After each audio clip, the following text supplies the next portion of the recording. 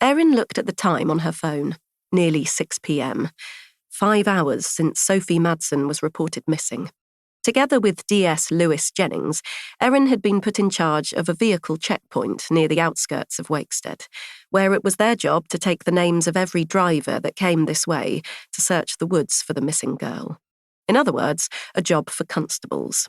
The biggest case Wakestead had seen in years, and instead of going door to door with the other detectives, interviewing possible leads, or planning the investigation from the office, here they were, shining torches in car boots like glorified border security.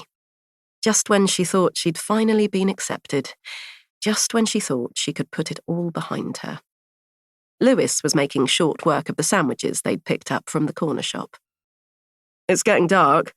What do you think the chances are we're going to find her before night comes?" he said, through mouthfuls. "Low," said Erin, studying the woods at the bottom of the hill.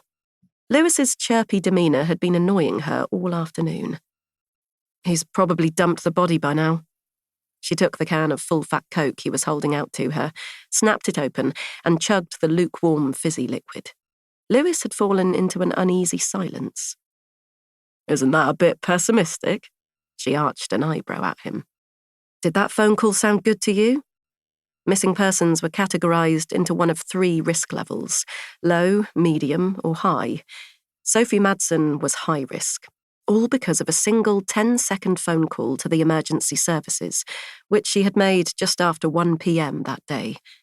The Major Crime Unit was already all over the case by the time they summoned in every detective and PC in Wakestead to listen to the recording, received by the emergency services not an hour earlier. There'd been a map of the town projected onto the whiteboard in the main office. Next to it was a photograph pulled from Sophie's Instagram, showing the 16-year-old on holiday, with sunburn on her cheeks and a coppery tint in her dark hair. Under the buzzing fluorescent lights, the police force had listened to the sound of the dial tone ringing out 4 times. "Which service do you require?" the operator had asked. But another sound had almost drowned them out. Rustling, loud and distorted, as though the call was being made from inside a wind tunnel. Then they had heard a young woman's voice. "I'm Sophie Madson!" she had yelled. But her screaming had quickly become muffled. Erin had felt her blood go cold.